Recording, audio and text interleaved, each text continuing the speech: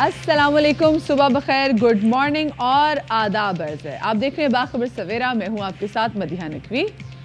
मैं हूं अशफाक इसाक सत्ती। मेरी आंखें नहीं खुल रही, यकीन करें।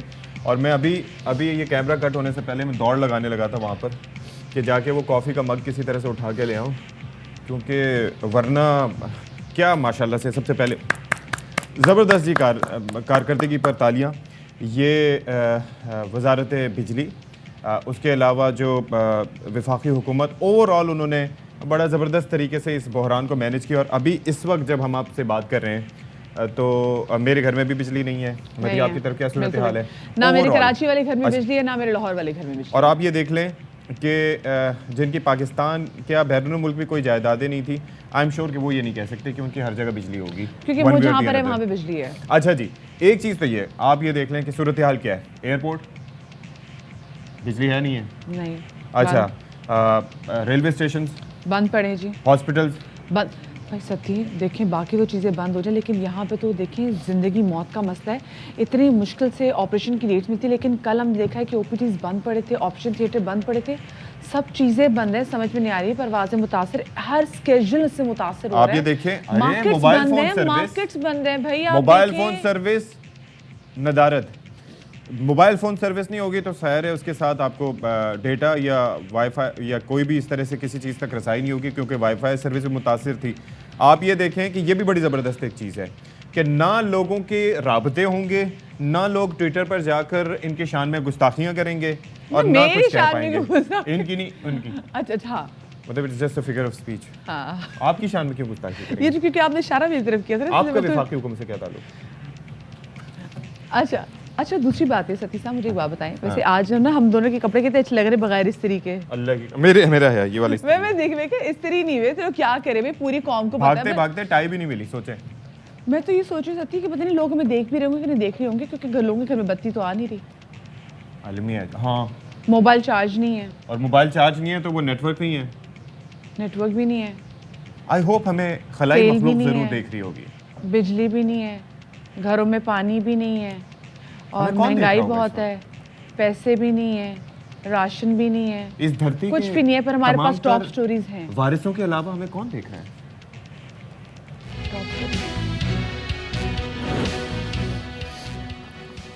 बिजली जाने से लोग परेशान, बिजली क्यों गई हुकूमत अनजान। घंटों की गैर हाजिरी से कारोबार जिंदगी बुरी तरह मुतासर, वजीर आजम ने नोटिस ले लिया। वजीर तवानाई से फौरी रिपोर्ट तलब, तहकीकाती कमेटी भी तश्कील दे दी। निगरान वजीर आला पंजाब मोहसिन नकवी की तकर्री ने नया महाज खोल दिया।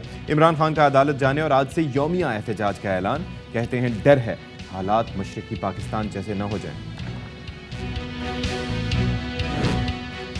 मुश्किल हालात में एक और फैसला, नई मॉनिटरी पॉलिसी का ऐलान। शरह सूद में 1% का इजाफा 17% हो गई। गवर्नर स्टेट बैंक कहते हैं महंगाई पर काबू पाने के लिए शरह सूद में इजाफा किया।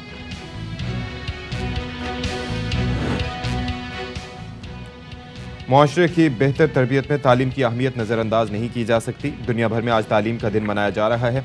पाकिस्तान में शोबा तालीम संगीन मसाइल से दो चार है, हंगामी इक़दाम ज़रूरी हैं।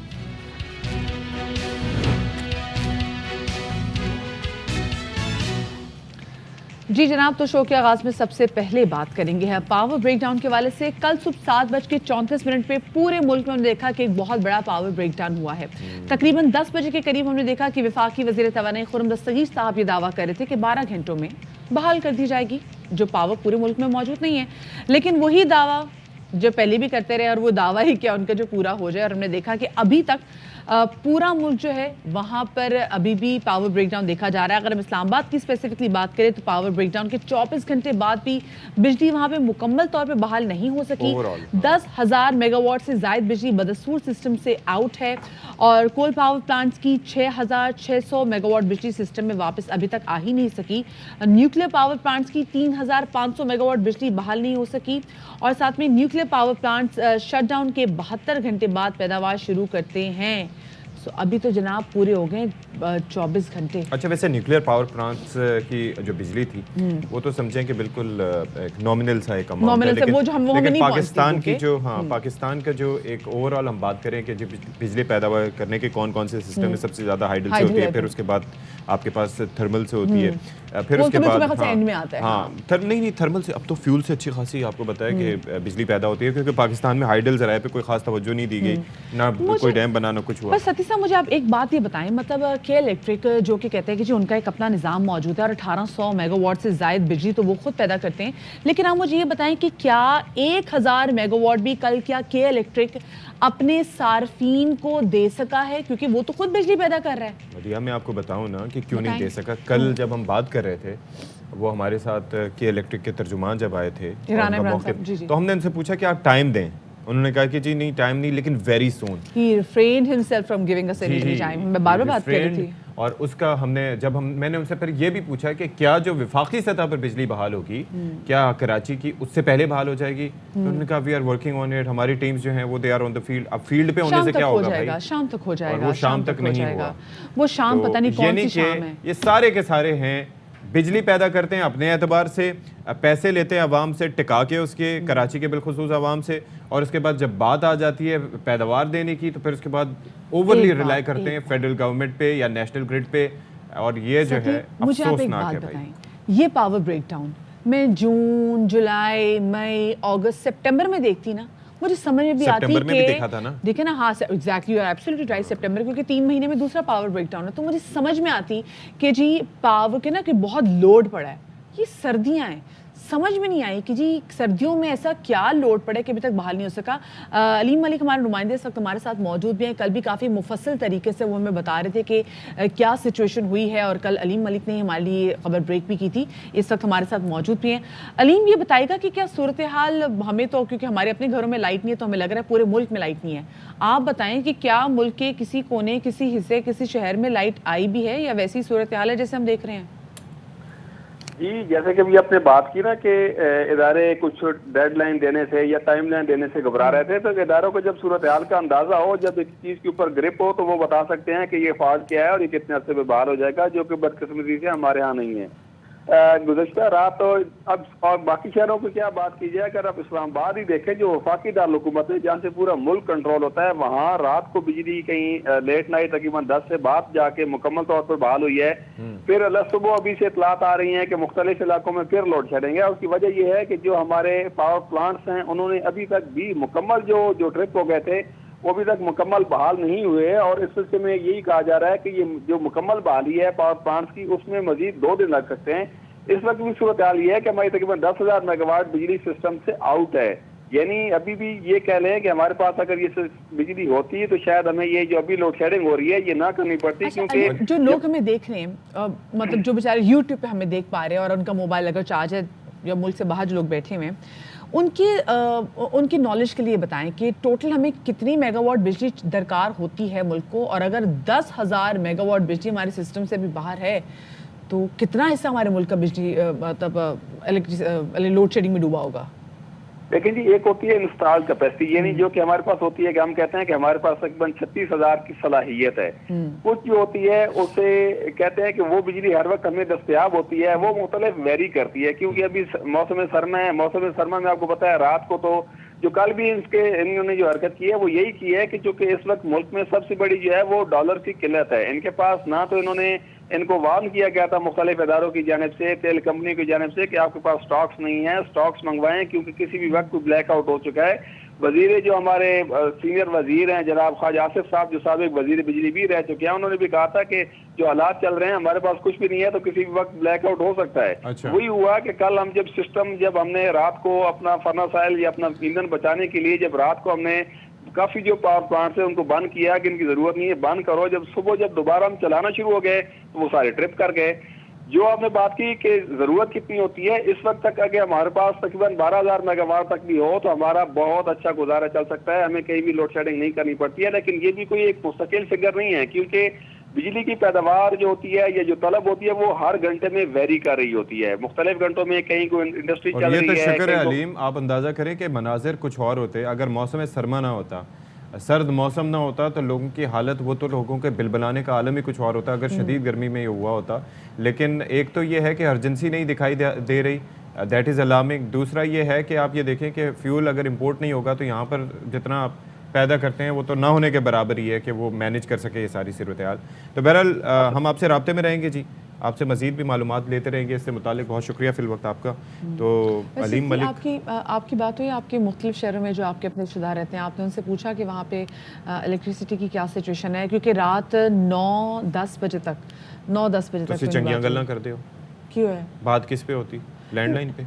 अरे मेरा तो नेटवर्क काम कर रहा था। मेरा नहीं कर रहा था, मेरा कोई भी नेटवर्क काम नहीं कर रहा था।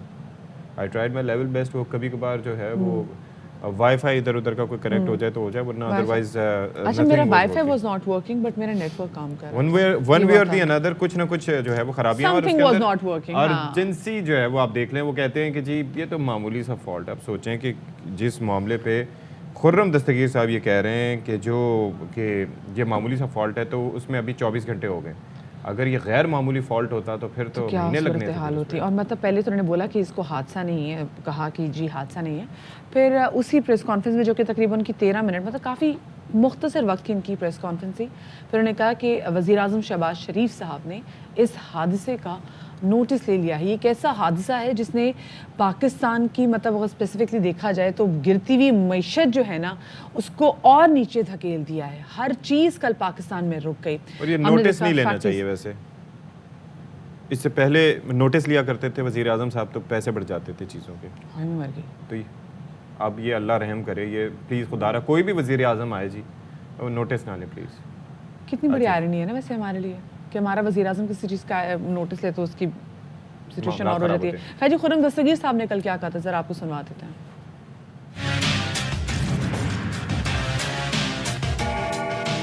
7:34 पर पूरे मुल्क में एक वसी ब्रेकडाउन। ट्रांसमिशन सिस्टम महफूज है, कोई हादसा नहीं हुआ। हमें कुछ रुकावटें आई हैं हाइडल सिस्टम दोबारा चालू करने में। वज़ीर आज़म ने इस हादसे की इंक्वायरी के लिए भी एक 3 रुकनी टीम बना दी है। हाँ जी, सलाम पाकिस्तानी कौम को जो मुश्किल से मुश्किल हालात में, बदतरीन से बदतरीन हालात में भी इस जोगे ज़रूर होती कि मीम्स बना ले। हाँ, कुछ नहीं तो यही सही, कुछ नहीं तो ये, और बेचारे क्या करें, फारिग बैठे हुए थे कल लोग। हर दर्जियों की दुकानें बंद पड़ी थी, हर शॉप कल बंद पड़ी थी, लाइट कहीं पे आ नहीं रही थी, तो फिर पाकिस्तानियों ने बनाई मीम्स। उसके अंदर बड़ी दिलचस्प तरह की मीम्स थी। कभी कोई कह रहा है कि जी मीटर उतार के IMF वाले ले गए, कभी एक तो ये भी था कि आज अल्हम्दुलिल्लाह जहाँ जहाँ मसाजिद में जनरेटर चल रहे हैं तो लोगों ने वहाँ पर बाजमात नमाज अदा की, और मंजर उसका दिखाया कि जैसे मोबाइल फ़ोन के ऊपर चार्जर जगह जगह लगे हुए लोग और उसके ऊपर फ़ोन चार्ज करें। और एक और मजे की थी ना कि वो लगता है पाकिस्तान ऑफ करके रीस्टार्ट कर रहे हैं, वो तो वाकई लग रहा था शायद बेहतर हो जाए। हो सकता है जब बिजली आए सब चीज़ें बहुत अच्छी हो जाए। तो एक रिपोर्ट तैयार की आपके साथ शेयर करते हैं। Alright ji, That is not by the way पुराना पाकिस्तान, that is लकड़ का ज़माना, that is not even लकड़ का ज़माना, that is पत्थर का ज़माना, मतलब वट्टे का ज़माना। तो हम वट्टे के ज़माने में वापस आ चुके हैं। गैस ऐसे भी नहीं थी, दूसरे को खींच सती देखिए मेरी बात। हालात यही है कि हम सारे ना मजनू वाले पागल हो गए और हमें पढ़ने वट्टे अब लोगों से। हाँ, अच्छा वो लोग भी लकी होते हैं वट्टों का गेम में जिनको महारत हासिल होती है। आप ये देखें कि वो पानी की वो झीलें वगैरह में नहीं होते, वो पत्थर भी मारते हैं तो दूर तक जाते हैं। उसके अंदर भी हम पाकिस्तानियों का वट्टा सीधा नीचे जाएगा, उसने तरना नहीं है। अच्छा जी, चलें जी, अब थोड़ा सियासी मामलात पे बात करते हैं। मुल्क का क्या है, अंधेरा हो या रोशनी, सियासत चमकनी चाहिए, सियासत चलती रहनी चाहिए। सियासत हमारी टिप टॉप चलती है भाई। हाँ, तो वो भी आप ये देख लेना कि अलमिया ये है कि जिनके घरों में खाने को नहीं है या कोई और परेशानी है, लेकिन सबसे ज़्यादा परेशानी ये है कि इमरान खान हुन की करेगा, शहबाज शरीफ एक ही कर देता। हाँ जी, तुम सारे हमारे फोकस इस तरह के हैं। और इसमें तो भी देखते हैं कि जो लोग मुल्क के लिए दुख और दर्द रखते हैं दिलों में, वो मुल्क वापस कब आएंगे, यानी कि मरीम नवाज साहिबा। खैर जी, स्पेसिफिकली हम देख रहे हैं कि और उनके अब्बा जी एग्जैक्टली, क्योंकि वो इलाज के लिए गए हुए थे। अच्छा जी, बात यह है कि हमने स्पेसिफिकली देखा है कि अब पाकिस्तान तहरीक इंसाफ ने पंजाब में निगरान वज़ीर आला के तौर पे जो तकररी हुई है सैयद मोहसिन रज़ा नकवी साहब की, उस हवाले से उन्होंने कहा है कि वो आज से एहतजाज शुरू कर रहे हैं और उसके साथ साथ वो सुप्रीम कोर्ट से इस हवाले में से रुजू भी करेंगे। बिल्कुल जी, इस तकररी के खिलाफ। हाँ, तो इस पर इमरान खान साहब ने क्या कहा, पहले आपको ये सुनवाते हैं। अच्छा जी, और इसके जवाब में मुस्लिम लीग नून के रहनुमा अता तारड़ साहब ये कह रहे हैं कि इलेक्शन कमीशन का जो फैसला है इसको चैलेंज नहीं किया जा सकता, और साथ में उनका ये भी कहना था कि रोना पीटना और एहतजाज करना ही तहरीक इंसाफ का मुकद्दर है। क्या कहना था, ये भी सुन लीजिए। आपके मुस्तरद करने से होता है, आप समझ रहे हैं कि आप मुस्तरद कर देंगे तो क्या हो जाएगा, क़यामत आ जाएगी। मोहसिन नकवी हलफ उठा चुके, निगरान वजीर आला मुकर्रर हो चुके, आईनी तौर पे हो चुके, कानूनी तौर पे हो चुके। अब आपके लिए एक ही मशवरा है कि आप रोएं, पीटें, चीखें मारें और एहतजाज करें। अच्छा जी, अब ये देख लें कि तहरीक इंसाफ ने 45 अरकान के इस्तीफ़े वापस लेने से मुतालिक दरख्वास्त इलेक्शन कमीशन में जमा करा दी है और मौक़िफ़ अपनाया कि इस्तीफ़े को मंजूर करते हैं स्पीकर तो डी नोटिफाई ना किया जाए। और फिर ये है कि आमिर डोगर कहते हैं कि शहबाज शरीफ के लिए असम्बली से एतमाद का वोट लेना ज़रूरी हो गया। अच्छा, ख्वाजा आसिफ साहब अपना मौक़िफ़ देते हैं कि बढ़के मारकर असम्बली से निकले थे, अब घुटनों के बल वापसी की कोशिश कर रहे हैं। और एक और बात उन्होंने की कि इमरान खान फेल प्रोजेक्ट हैं, आहिस्ता आहिस्ता सियासत से बाहर होते जा रहे हैं। जितनी शोर मचा के और जितना असेंबली को गाली गलोच करके इन्होंने इस्तीफे दिए थे, अब वो असेंबली में वापस आने के लिए मरे जा रहे हैं। इतने बेताब हैं कि असेंबली नहीं, वो इलेक्शन कमीशन पहुंच गए। जिस इलेक्शन कमिश्नर को गालियां देते हैं उससे इंसाफ मांग रहे हैं। अब गलत फैसले जो है इमरान खान के, उसके लिए कौम या अदारे जो है वो कीमत अदा नहीं कर सकते। फिर इस्तीफे देगा, फिर इलेक्शन लड़ेगा। ये ज़हनी तवाज़न जो है उसका ख़राब हो चुका हुआ है। शर्म या वाली नाम की कोई चीज़ जो है इमरान खान में नहीं है। और इसी तमाम तर सूरत हाल पर बात लेते हैं। पाकिस्तान तहरीक इंसाफ के सीनियर रहनुमा फवाद चौधरी साहब हमारे साथ मौजूद हैं। अस्सलाम वालेकुम चौधरी साहब, welcome to Bakhabar Savera and a very good morning. ये कहिएगा कि क्या अब आप लोगों का लाएमल है? वो तो कह रहे हैं कि जी इलेक्शन कमीशन के फैसले को आप चैलेंज नहीं कर सकते, लेकिन आप लोग आज मुल्क की एहतजाज का सिलसिला भी शुरू कर रहे हैं, सुप्रीम कोर्ट से भी रिजू कर रहे हैं। कितने पुरुमीद है कि आप उसको अंडू करवा सकते हैं? देखिए, मुझे जो पाकिस्तान का अलमिया है ना, वो ये है कि इन जैसे छोटे लोगों को बड़े ओहदों पे बैठाने के लिए पाकिस्तान में जो मुक़्तदर कुव्वतें हैं उन्होंने पाकिस्तान के आइन का ही हशर नशर कर दिया है। पहले रजीम चेंज के नीचे के नतीजे में एक मिनॉरिटी यानी एक गवर्नर शहबाज शरीफ जो इस वक्त वज़ीर आज़म बन के बैठे हुए हैं, इनकी जो कुल नशिस्तें हैं नेशनल असम्बली में वो 82 हैं और इनको एक चूं-चूं का मुरब्बा जो है वो क्रिएट किया गया, इनको रजीम दे दी गई। उसके बाद इनको बरकरार रखने के लिए क्या क्या नहीं किया जा रहा, ये पाकिस्तान के लोगों को तशद्दुद का निशाना बनाना से लेके अरशद शरीफ जैसे सहाफ़ी की शहादत तक, इमरान खान के ऊपर कातलाना हमला तक, और अब ये जो नया एक इनका फतूर है माइनस इमरान खान करने का, उसके लिए पाकिस्तान के आइन की जो बुनियादी शिकें हैं उनको भी मुअत्तल कर दिया गया है। आज आप देखें 1 हफ्ते से ज़्यादा हो गया है। आइन का आर्टिकल 105 कहता है असेंबली डिसॉल्व होगी, गवर्नर डेट देगा इलेक्शन की, गवर्नर डेट ही नहीं दे रहा। इलेक्शन कमीशन का ऊपर लाजम किया गया है कि केयर टेकर लोग लगाए जाएंगे जो गैर जानबदार होंगे। जो सबसे जानबदार आदमी जिसके बारे में जो पहले से ही जो है वो बता दिया गया था, जी ये फैसल ये मोहसिन नकवी वज़ीर आला होगा, वो वज़ीर आला लग गया। अच्छा, एक मौकरी होगी ना, पहले ही पता तो था। फवाद साहब, इसके लिए अब एक तो ये कहना कि इनकी वाबस्तगियाँ उनसे हैं या उनकी हमदर्दियाँ उनके साथ हैं, अगर सुप्रीम कोर्ट में कानूनी एतबार से ज़ाहिर है कि आप लीगली भी इस चीज़ को समझते हैं, तो उसके अंदर असल मामला जो है वो प्ले बार्गेन वाला उठाया जाएगा, ऐसा ही है? वॉलंटरी रिटर्न का है, इनके ताल्लुकात का है। जिसको जरदारी साहब कह रहे हो कि मेरा बेटा है, वो आप उससे अंदाजा लगा लें उससे ज़रा क्या हालात होंगे। लेकिन बात यह है कि हर चीज़ सुप्रीम कोर्ट तक जाती है। अनफॉर्चुनेटली पॉलिटिकल पार्टीज में इनका कोई इस वक्त कोई सोल्यूशन आ नहीं रहे। लोगों को हम एक एज के ऊपर है। कल आपने देखा किस तरह पाकिस्तान पूरा इतना ब्रेकडाउन हो गया बिजली का, जो आप लोगों ने अरे सर अभी भी है, यही होगा, अभी भी बिजली नहीं अभी है, भी आंखें नहीं खुल रही हमारी अभी भी। अब ये हो रहा है कि कहा जा रहा है कि पाकिस्तान अगले 10 दिनों में हमारे यहाँ पेट्रोल शॉर्टेजेस हो जाने हैं। मुझे समझ नहीं आ रहा आखिर हमारे यहाँ कौन लोग हैं जो पाकिस्तान को श्रीलंका बनाने में, इस्लामाबाद को कोलंबो बनाने में इतने कीन है। अच्छा, जो वैसे हम एक चीज़ है चाहते हैं फवाद कि साहब, जो माइनॉरिटीज़ के हवाले से आपने बात की थी कि माइनॉरिटी गवर्नमेंट, ये बात बिल्कुल अंडरस्टैंडेबल है कि जी 82 नशस्तों के साथ तहरीक इंसाफ की ज़्यादा नशस्तें थी, लेकिन आपस में इन जमातों ने मिलकर इत्तेहाद बना लिया। लेकिन ऑन दी अदर हैंड आप देख लें, परवेज़ इलाही साहब की 8 से 10 नशस्तें टोटल नहीं थी, लेकिन उनको पाकिस्तान के सबसे बड़े सूबे का वज़ीर आला बनवाया गया, और फिर उनको बचाने की कोशिशें वो भी करते रहे, और ऑफर्स नून लीग की जानिब से भी आती रही कि उनके नहीं तो हमारे बन जाएं। तो ये भी तो अलमिया है ना सर। चीन चेंज के नतीजे में ही हुआ ना, अदरवाइज तो यहाँ पे स्टेबल गवर्नमेंट चल रही थी, हमें जरूरत ही नहीं थी।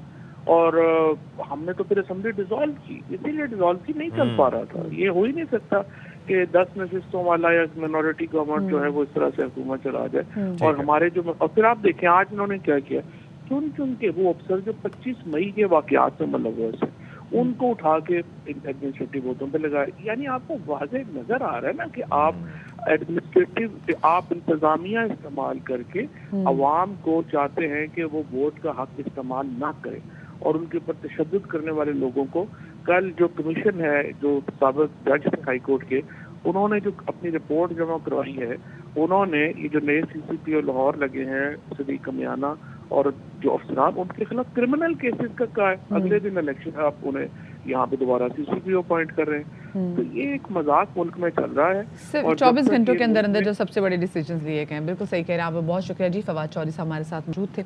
हम एक छोटी सी ब्रेक की तरफ जा रहे हैं, हमारे साथ रहिएगा।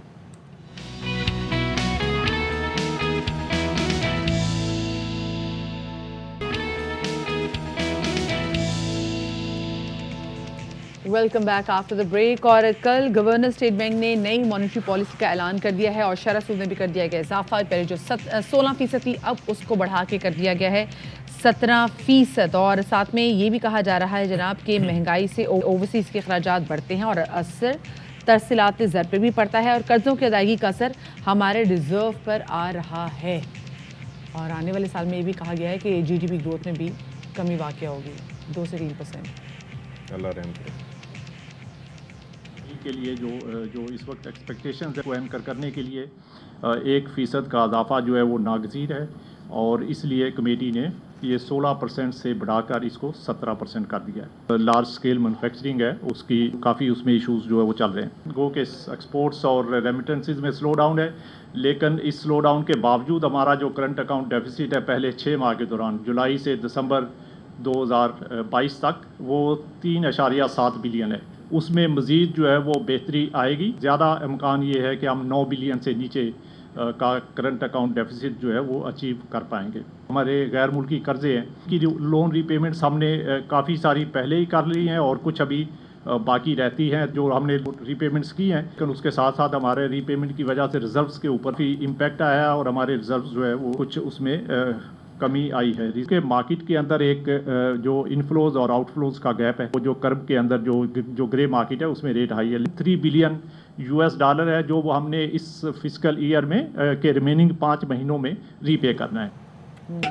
अच्छा जी, तो अब ये है कि बैंकों में LCs न खुलने के खिलाफ कारोबारी तंजीमों ने एहतजाज किया है लाहौर में प्रेस क्लब के बाहर, और ओवरऑल उन्होंने ये भी कहा है कि वो मुल्क की मुजाहरे भी करेंगे अगर मामलात उनके हल ना हुए तो।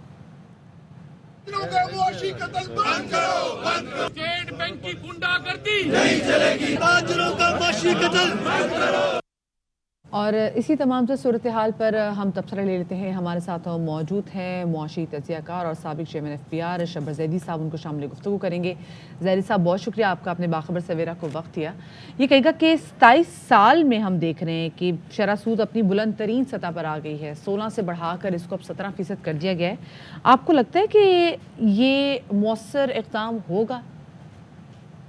उन्होंने इंटरेस्ट रेट को 16 से 17 किया है, ये मेरे हिसाब से बिल्कुल गलत कदम है, और ये इन्होंने सिर्फ बुकिश एंट्री की है IMF की या और कोई कंडीशनलिटी को पूरा करने के लिए, मगर ये शायद IMF को ये समझा नहीं पाए हैं कि पाकिस्तान में जो इंटरेस्ट रेट का या डिस्काउंट रेट का ताल्लुक है वो availability of the money supply से रिलेट नहीं करता, क्योंकि एक बहुत बड़ी पाकिस्तान की जो मईशत है वो अनडॉक्यूमेंटेड है, और ये समझ रहे हैं कि अगर ये मनी सप्लाई को कंट्रोल करेंगे, जो कि इससे नहीं होगा, उससे डॉलर पर प्रेशर कम होगा, और डॉलर की जो डिवेल्यूएशन है उसके अगेंस्ट में रुपये के अगेंस्ट ये ज़्यादा पैसे दे के $1 की परचेजिंग को कंट्रोल करना चाहते हैं। मगर मेरा ख्याल है कि ये जो कुछ इन्होंने किया है ये बिल्कुल गलत है और ये पाकिस्तान के लिए, पाकिस्तान के कारोबार के लिए, पाकिस्तान की मईशत के लिए ये बिल्कुल गलत कदम है और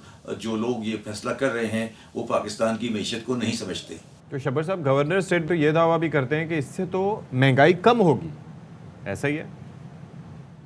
पाकिस्तान में जो महंगाई का ताल्लुक है वो मनी सप्लाई से नहीं है, क्योंकि पाकिस्तान में महंगाई का ताल्लुक डॉलर रेट के साथ है। और अगर ये समझ रहे हैं कि रुपये का डिस्काउंट रेट बढ़ा के कि डॉलर के ऊपर प्रेशर कम करेंगे और कंजम्पशन कम हो जाएगी, ये इनकी गलतफहमी है। पाकिस्तान में मनी सप्लाई जो बेसिकली जो बोरोइंग होती है वो इंडस्ट्रियल इन्वेस्टमेंट के लिए होती है, वो कंजम्पशन के लिए नहीं होती। और ये सारा मैकेनिज्म जो ये करके चल रहे हैं ये गलती कर रहे हैं, क्योंकि ये जो थ्योरी है ये उन मईशतों में चलती है जहाँ पे परफेक्ट इकोनॉमी होती है। और आप देखिए कि टर्की में यही पोजीशन है और वो इंटरेस्ट रेट को कम कर रहे हैं। तो अगर फेडरल रिजर्व ऑफ यूएसए कोई चीज़ करता है तो वो अमेरिकन इकोनॉमी के सामने रखते हुए करता है। हम ये काम नहीं कर सकते क्योंकि हमारी इकोनॉमी परफेक्ट नहीं है। ये बिल्कुल किताबी बातें हैं। और मैं सिर्फ ये कहना चाहता हूँ कि स्टेट बैंक ऑफ पाकिस्तान ये जो है ये मैकलर रोड के IH जुल्फिकार रोड के लेफ्ट साइड पर है। अगर यही ज़रा दो उठ के अगर जोड़िया बाज़ार में आ जाएं तो इनको बात समझ आ जाएगी, मगर इनको जोड़िया बाज़ार में जाके ये बात समझने के लिए इनकी ना हिम्मत है ना इनको ये को पता है कि वहाँ क्या मईशत चल रही है। अच्छा ज़री साहब, जैसे गवर्नर साहब एक बात कह रहे जो कि हम भी बहुत दफ़ा अपने शो में भी बात करते हैं कि जो बेयकीनी सी मुल्क की सूरत हाल है, तो इसकी वजह से भी हम देख रहे हैं कि हमारे जो तहसीलात ज़र हैं उसमें काफ़ी ज़्यादा कमी वाक़या आ रही है और ऐसे ही जो हमारी एक्सपोर्ट है उस पर भी काफ़ी ज़्यादा असर पड़ रहा है। जो गवर्नर स्टेट बैंक साहब जो आज कह रहे हैं 23 जनवरी 2023 को, ये बात तो मैंने 16 दिसंबर 2021 को कही थी कि पाकिस्तान के लिए मुश्किल हालात हैं, पाकिस्तान के बैलेंस ऑफ पेमेंट बैलेंस नहीं हो रहा है, करंट अकाउंट बैलेंस नहीं हो रहा है। तो क्या इनको ये समझ नहीं थी? अगर इनको समझ नहीं थी तो इसका मतलब है ये लोग पूरी तरह प्रोजेक्शन नहीं करते या ये सिर्फ टाइमली बेस पे काम करते हैं। बिल्कुल सही कह रहे हैं, हालात बिल्कुल काबू में नहीं है, इनको बैलेंस नहीं समझ आ रहा, इनको ये समझ नहीं आ रहा। वो खुद कह रहे हैं कि मुझे 5 अरब की पेमेंट करनी है, सिर्फ 2-3 अरब का रोल ओवर होगा। ये 2 अरब के अगर और डालते हैं, इसका आउटफ्लो डालते हैं तो ये क्या करेंगे? बिल्कुल ये बेसिकली मेरा ख्याल है कि इनके हाथ पांव फूल चुके हैं, अब इनके बस का काम नहीं है। अच्छा, आप क्या समझते हैं मौजूदा हालात में ये जो मुआशी इक़दाम उठाए जा रहे हैं हुकूमत की जानिब से, ये मौसर हैं, मुस्बत होंगे? ये कौन से इक़दाम की बात करते? देखिए कोई कौन सा कदम उठाया इन्होंने? अभी तक तो कोई कदम नहीं उठाया। ये तो एक बिल्कुल बेकार सी बात है कि डिस्काउंट रेट को 1% बढ़ा दिया, इस पर तो सिर्फ कारोबार को तबाह करना है और पाकिस्तान को ख़राब करना है। कोई ऐसी चीज़ नहीं है जो पाकिस्तान के लिए सही हो। ये जो कुछ करना है पाकिस्तान में उसके लिए एक नहायत मजबूत हुकूमत चाहिए, एक ऐसी हुकूमत जो पाकिस्तान के लिए लॉन्ग टर्म सोच रही हो, जिसका विजन पॉलिटिकल नहीं हो, अपनी पॉलिटिकल पार्टी का बचाना नहीं हो, बल्कि पाकिस्तान की स्टेबिलिटी को बचाना हो। ये मेरा नहीं ख्याल कि इनके पास ये इतना विजन इस वक्त रखते हैं। सही, ठीक, बहुत शुक्रिया जी। मौशी तज्जियाकार और साबिक चेयरमैन FBI शब्बर ज़ैदी साहब हमारे साथ तो मौजूद है। वो यही बात कर रहे थे कि उनको नहीं लग रहा किसी कोई ख़ास ऐसा कुछ फ़र्क पड़ेगा, बट ऑफ कोर्स इन्फ्लेशन तो है वो हम देख रहे हैं कि दिन ब दिन बढ़ती चली जा रही है और बार बार हुकूमत की जाने से भी हमें दिमागी तौर पर प्रिपेयर किया जा रहा है कि आने वाला साल काफ़ी टफ होगा। और जैसे स्पेसिफिकली हमने देखा है कि गवर्नर स्टेट बैंक ने भी कहा है कि अभी GDP ग्रोथ में कमी भी वाक़या होगी। सो एक तरीके से बताने की कोशिश की जा रही, बट मेरे ख्याल से सती क्या आपको और हमें नहीं पता कि अभी इन्फ्लेशन बढ़ेगी और अगर हम डिफ़ॉल्ट करेंगे तो बहुत ज़्यादा बढ़ जाएगी और अगर IMF में चले जाएंगे तो बढ़ेगी, काफ़ी ज़्यादा बढ़ेगी। वन वे और दी अनदर, मतलब अवाम नहीं भुगतना है। हाँ, भुगतना अवाम नहीं है। हाँ, अपनी शाख खर्चियाँ नहीं भुगत रहे हैं तो वो आगे भी भुगतना है। अच्छा जी, हम बात करने जा रहे हैं तालीम के मामले पे। जी जी बिल्कुल। और देखें, जब तक हम ऐसे तालीम का भी मेयार पाकिस्तान में अच्छा नहीं करेंगे ना, हमारी जो मुल्क की फिस्कल सिचुएशन है, इकॉनमी हमारी बेहतर नहीं हो सकती। हमें ज़रूरत है कि हम हर पाकिस्तानी को इतने बेहतरीन तालीम के मौक़े ज़रूर दें कि वो अपने लिए, अपनी फैमिली के लिए, अपने मुल्क के लिए कुछ ना कुछ कर सकें। ज़रूरी नहीं कि आप घर से बाहर निकलेंगे तो तभी आप कमा सकेंगे, आप घर बैठ के भी आप कमा सके। इतनी तालीम, इतना स्ट्रेंथन करने की ज़रूरत है क्योंकि तालीम का दिन आज मनाया जा रहा है। तालीम से हट के एक और चीज़, उससे रिलेटेड एक और चीज़ ये भी है कि आप ये देखिए कि तालीम पे तवज्जो तो दरकिनार, एक जानिब वो तबका है जिसको तालीम क्या है उसका पता भी नहीं, मुयसर नहीं। हालांकि आइन में ये चीज़ लिखी गई है कि किस तरीके से 5 से 16 साल तक कम से कम रिस्पॉन्सिबिलिटी। उसके बाद आगे चल के जो अच्छे प्रिविलेज्ड और बड़े स्कूल देखने में आ रही है कि वो बहुत ज़्यादा है, बड़ी आसानी से है, मुयसर भी आती है। दूसरा ये है कि ये जो एक बुलिंग का कल्चर है, यानी कि जिस तरीके से उनकी आप देख लें कि किस तरीके से उनको तज़हीक आमेज़ रवैये का शिकार किया जाता है। अभी हालिया दिनों में कुछ दिन पहले एक वीडियो सामने आई थी और वो वीडियो ऐसी परेशान कुन थी कि जिसके अंदर 3-4 लड़कियां मिलके, जिनमें से 2 बहनें थीं। जी 2 बहनें। अच्छा जी, हम आपको याद है ना पहले भी कितना ये मुनशियात पे शो करते रहे और हम आपको बताते रहे कि जी अब कॉलेजेस में जो लड़कियां हैं वो ड्रग सप्लाइज बन चुकी हैं। ये स्टूडेंट्स हैं जो कि स्कूल्स में पढ़ रही हैं, जो कॉलेजेस में पढ़ रही हैं। और अभी जो स्पेसिफिकली हमारे सामने एक निजी स्कूल का वाक़या आया है जिसे हम देखा कि किस तरीके से हंसते खेलते एक लड़की को फोर्स किया जा रहा है कि वो ड्रग का इस्तेमाल करे, किस तरीके से कोशिश की जा रही थी कि उसको माफ़ी मांगी जा रही है। उसने बेसिकली हाईलाइट किया था इस चीज़ से मुतालिक, और ये इनमें से कोई लड़की थी तो उसके वालिद साहब तक वो कुछ डिटेल्स भेजी थी कि भाई ये किस तरीके से मुबैना तौर पर ड्रग्स के इस्तेमाल के लिए उनको मजबूर कर रही हैं। तो उसके ऊपर उन्होंने पकड़ा और जिस तरीके से आप ये देख लें कि मैं हैरान था कि पूरे ये WWE वाले मूव्स उन पे यूज़ किए जा रहे थे और कुछ भी हो सकता था। आप ये देख लें कि दम घुट सकता है, तरह तरह के आपको मेंटल ट्रॉमा तो अपनी जगह था। उसको मारे, देखिए उसके पास उसको बैठ के उसका गला, ये हमने थोड़े से आपके लिए ब्लर कर दिया। आप देखिए उसके बाल खींच रहे हैं, उसका गला दबाने की कोशिश कर रही हैं। 2 लड़कियां, एक उस लड़की पे बैठ के, वो लड़की जिसको स्पेसिफिकली भी हम आप तस्वीर भी आपको दिखा रहे हैं, मुसलसल उसको तशद्दुद का निशाना बनाती रही। और आप ऑडेसिटी चेक करें, आप कॉन्फिडेंस चेक करें, वीडियोस की बन रही है and these girls are pretty okay about it. वो कैमरे को देखते कि बार बार स्माइल भी कर रही है, वो कैमरे को देख रही, वो ये पता है उनको कि उनकी वीडियो बन रही है और उसी कैमरे के सामने वो उस लड़की को बेईमाना तशद्दुद का निशाना बना रही है। जिस तरीके से उसके बाल, उसका सर बार बार स्टाइल वाले फर्श पे मार रही हैं, ये तमाम तो सिचुएशन आपके सामने है और वो भी इसलिए कर रही है, उनको पता है कि जी होना कुछ नहीं है। अंदाज़ा करें। और उसके साथ साथ ये किसकी जिम्मेदारी है? ना सिर्फ ये कि इन स्टूडेंट्स की जिम्मेदारी है कि वो अपने आप को किस तरह से कंडक्ट करते हैं, मैनेजमेंट जो स्कूल की है वो कहाँ थी, और लड़के जो वीडियो बना रहे थे वो भी इक्वली रिस्पॉन्सिबल हैं। फिर उसके साथ साथ वालिदैन भी रिस्पॉन्सिबल हैं जो इस तरह की अपने औलाद के करतूतों पे पर्दा डाल रहे हैं। बिल्कुल। तो क्या हो रहा है? महंगा स्कूल है ये। जी जनाब, ठीक है ना, महंगा है। जी बिल्कुल, ये महंगा तरीन स्कूल है। तो इस पर बात कर लेते हैं। हमारे साथ मौजूद है सदर all Pakistan private schools and federation Kashif Mirza साहब हमें ज्वाइन कर रहे हैं। काशिफ साहब बहुत शुक्रिया जी, आपने हमारे लिए वक्त निकाला। ये आप ज़रा बताइएगा कि आप तक ये जो खबर पहुंची ये क्या थी, ये किस वजह से इस बच्ची पे तशद्दुद इस हद तक किया गया, और स्कूल में क्या कोई निज़ाम होता है या खुद मॉनिटर करने का, देखने का? ये सरकारी स्कूल तो नहीं है कि यहाँ पर लोग ही आसपास ना हो, स्टाफ ही ना हो? पहले तो जी मैं आपके इस प्रोग्राम की साथ से भरपूर मजम्मत करूंगा इस वाक़े की। इंतहाई शर्मनाक वाक़या है और इसकी जितनी भी मजम्मत की जाए अल्फाज कम है। दूसरी बात यह है कि इस हवाले से मैंने 12 मुख्तलिफ प्रोग्राम्स के थ्रू भी, अब भी आपके इस प्रोग्राम के थ्रू इस बेटी को जिस पे ये तशद्दुद हुआ है और इनके वालिदैन के साथ ना सिर्फ यकजहती करते हैं बल्कि मुकम्मल अपनी मावनत और लीगल एड जो है वो हम इनके साथ जो है प्रोवाइड करेंगे। और हम इनको जो है हर वक्त इनको ये यकीन दहानी करा रहे हैं कि all Pakistan private school federation इस हवाले से 0 टॉलरेंस रखती है। ये इंतहाई अफसोसनाक एक वाकया, और इस पे सिर्फ जितनी मजम्मत की जाए कमर, जैसे आपने कहा कि आप लोग 0 टॉलरेंस रखते हैं, तो अभी तक आप लोगों ने क्या एक्शन लिया है इस स्कूल के खिलाफ? क्योंकि देखिए जो बड़े बड़े स्कूल्स होते हैं तो हमें भी पता है कि वो बादशाह लोग ही रन करते हैं, उनके खिलाफ एक्शन लेना भी काफ़ी ज़्यादा मुश्किल होता है। हमने देखा था पिछले 4 साल पहले कराची में, इनफैक्टली 3 साल पहले कराची में एक स्विमिंग पूल में बच्चे की डूब के डेथ हो गई थी, कोई एक्शन नहीं लिया गया था। बड़ा स्कूल था, कोई कुछ नहीं कर सका, हाथ भी नहीं डाल सका। क्या किया जाएगा इस स्कूल के खिलाफ, ये बताइए। देखिए जी, इस हवाले से तो हमने अभी ये पिछले जो 2-3 सालों में तो खासी वर्किंग करके ऐसे चीज़ों को रोकथाम करने के लिए बाकायदा तौर पे parents council, school council schools के अंदर इंस्टॉल कर ली है।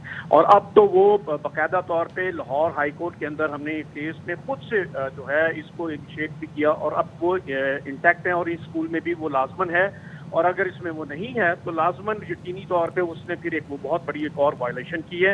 एक तो स्कूल काउंसिल के थ्रू, दूसरा फेडरेशन के थ्रू, क्योंकि ये स्कूल हमारा मेंबर नहीं है।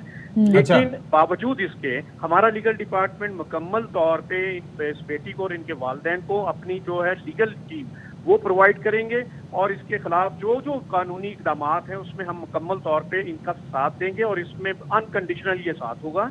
तीसरी बात जो आप ये कह रहे हैं, अच्छा ये स्कूल आप कह रहे हैं कि आप लोगों के साथ लिंक नहीं है, जी, ये हमारी फेडरेशन का मेंबर नहीं है। अच्छा, दूसरी बात ये है कि ये इस वक्त जो भी इसका जो रोल है, इसमें स्कूल और वो जो बच्चियां जिन्होंने तशद्दुद किया और जिन्होंने वीडियो बनाई, ये एक तो बड़ी क्लियर है कि स्कूल प्रेमिसेस के अंदर ये वाकया हुआ है और जिस तरह ये इनके वालिदैन का ये और हॉरिफिक बात ये कि काशिफ कि हमने देखा है बड़े बड़े जो स्कूल्स हैं वहाँ पे सीसीटीवी कैमरास लगे होते हैं बच्चों की निगरानी के लिए, विच इज वेरी सिक्योरिटी भी होती है। जी और मतलब सिक्योरिटी भी होता है सबसे बढ़ के, जो कि अतराफ ही होता है, लेकिन यहाँ पर कोई नजर नहीं आया, कोई नजर ही नहीं आया। कुछ भी हो सकता है। ऐसा लग रहा था कि शायद ये कोई पहला वाकया नहीं, इससे पहले भी ऐसी चीजें होती रहती हैं, तो इसलिए स्कूल इंतजामिया ने भी कहा चलो ठीक है ओके, बच्चों का आपस का मामला है, ड्रग्स कर रहे थे।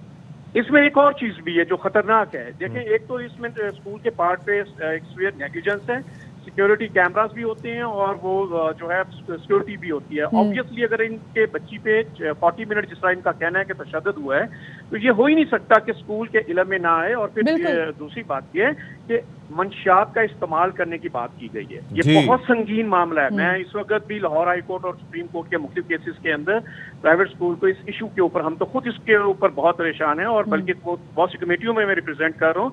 ये मामूली बात नहीं है।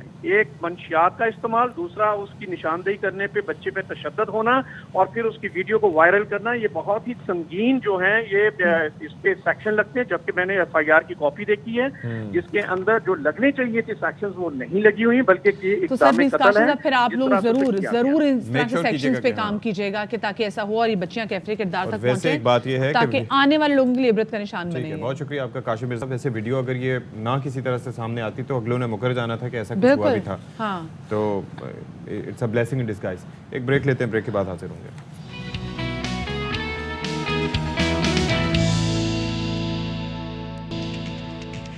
अच्छा जी, बात कर लेते हैं तालीम के हवाले से। और एक पहलू तो हमने अभी उजागर किया कि जो प्रिविलेज्ड हैं तो वहाँ पर हाल क्या है, फोकस एजुकेशन नहीं बल्कि ड्रग्स हैं और दूसरों को तशद्दुद का निशाना बनाने। वैसे तो आज तालीम का आलमी दिन मनाया जा रहा है, तो ओवरऑल मुल्क में क्या सूरत हाल है कि हम देख रहे हैं कि निज़ाम तालीम पे और दो निज़ाम है जिनके ऊपर फोकस नहीं है।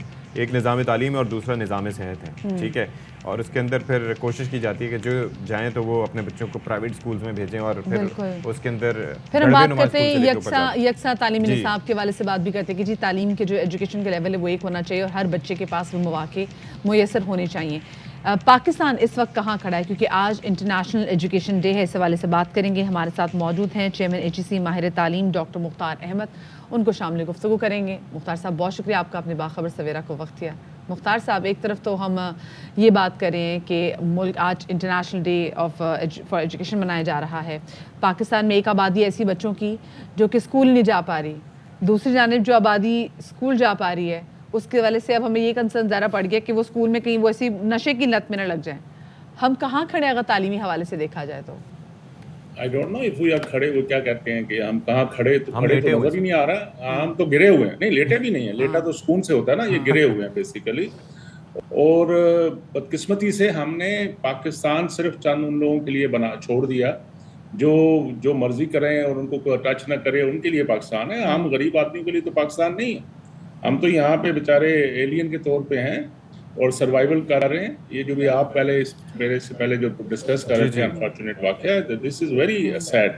और ये बातों से नहीं ठीक होने वाली भाई। आपको खुदारा देखें, नबी पाक सल्लल्लाहु अलैहि वसल्लम ने कहा था कि अगर मेरी बेटी भी ये गलती करती तो मैं उसका भी हाथ कटवा देता। जब तक इस तरह का कानून नहीं होगा कि कानून छोटों के लिए और बड़ों के लिए और, बिल्कुल। जो मैंने अभी आपसे बात कर रहा था कि पाकिस्तान में तो अब बदकिस्मती से ये हो गया कि जितना कोई लुच्चा और ना उच्चा, तो ये बदबख्ती की तरफ। अभी ना हम खड़े वाली हमारी सिचुएशन में नहीं है, हम ना लमके में नहीं, उन्होंने यही कहा, हम के लटके में नहीं मेरे ना लेटे में ना, मुझे हमें समझ में नहीं आ रही कि हम कैसे अपने आप को लमके हुए भी थोड़ा बेहतर होता है। सर चलिए ये बता देना, इस वक्त एजुकेशन का ओवरऑल हम फोकस करते हैं, साउथ एशियन कंट्रीज में भी सबसे कम गालिबन हमारा जो बजट है जो एजुकेशन के ऊपर मुख्तस किया गया है। और वो परसेंटेज के बजट आप तो जो हालात से हम गुजर रहे हैं इसमें तो बजट है ही नहीं बेचारे गवर्नमेंट के पास, किधर है बजट इस वक्त जो मुश्किल हालात से गुजर रहे हैं। ये चीजें सतही रह गई हैं। हमें अब तो बिल्कुल कौम को बैठ के कुछ चीजें फैसला करना पड़ेगा कि हम इस कौम को लेके किधर जा रहे हैं। आपने अभी कहा कि 2 एरिया ऐसे हैं, हेल्थ और एजुकेशन जिस पे फोकस करना चाहिए। मैं तो बड़े अरसे से, जब से मुझे अल्लाह ने मौका दोबारा दिया है, मैं मिल रहा हूँ लीडरशिप को भी मिल रहा हूँ कि खुदारा आपने मिसाक जमहूरियत किया, मिसाक जो बाकी कोई बहुत सारे मिसाक कर रहे हैं, एक मिसाक पाकिस्तान कर लें और उसमें फैसला कर लें लीडरशिप सारे कि हम तालीम और हेल्थ और सोशल सेक्टर में कोई पॉलिटिक्स नहीं खेलेंगे।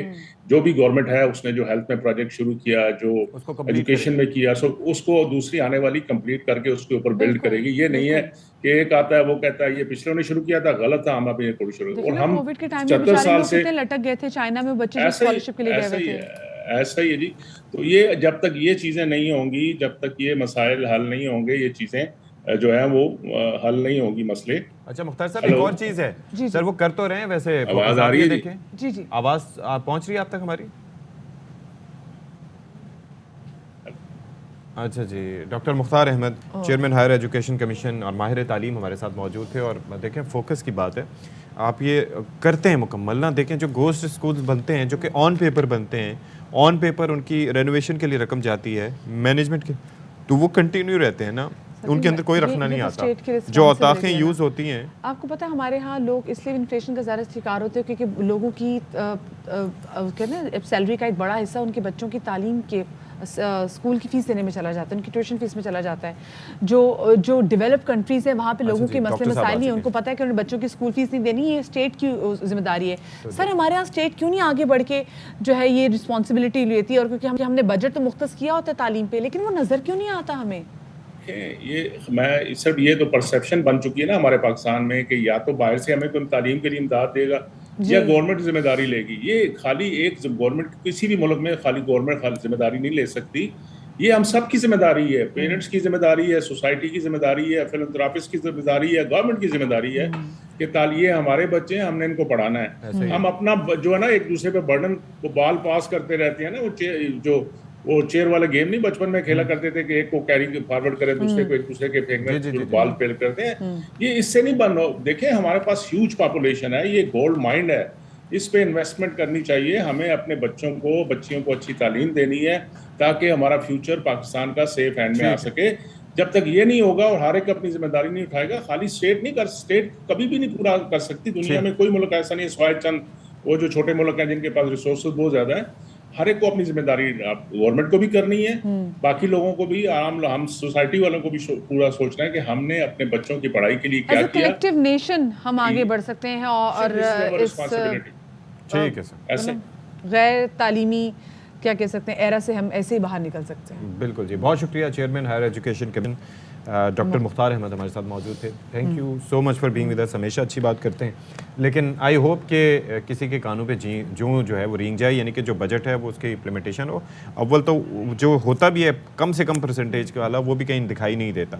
और आपको पता है 60 से 70% जो बजट है वो सिर्फ असातिज़ा की तनख्वाहों वगैरह में निकल जाता है। तालीम पे क्या फोकस होगा? और फिर भी असातिज़ा हमारे यहाँ पाकिस्तान में अच्छी उनके सैलरी नहीं पे की जाती। बहुत सारे निजी स्कूल में हम देखते हैं कि असातिज़ा भी 15-15, 20-20 हज़ार पे काम करें, भी उनको बहुत अच्छी बता रही सैलरी। जी ऐसा ही है, हालात बहुत बुरे भी हैं। छोटी सी ब्रेक के बाद हम मिलते हैं, हमारे साथ रहेगा। असातिज़ा को बेहतर तो करें पहले।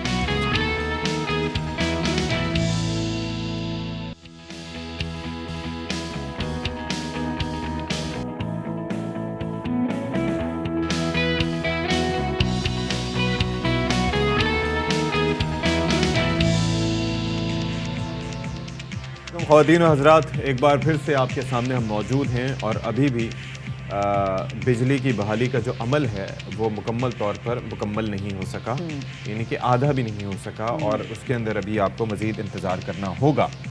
तो तुसी फिर देख लो, अपना है मोबाइल इधरों उधरों चार्ज करो। सबसे ज़्यादा परेशानी मेरे ख्याल में मोबाइल की चार्जिंग की होती है, लेकिन आई एम ग्लैड कि ये जो मोबाइल के नेटवर्क नहीं आ रहे थे तो उसकी वजह से काफ़ी लोगों की परेशानी ख़त्म हुई। उन्होंने कहा कि आ भी गई तो ख़त्म नहीं होना, लेकिन फिर भी आपको होती तो ना, ज़रा चेक कर ले। मैंने ऑफिस में आकर मोबाइल चार्ज किया, मुझे अब मेरा मोबाइल चार्ज हो गया ना, मैं इतनी खुश हूँ मैं आपको बता नहीं सकती।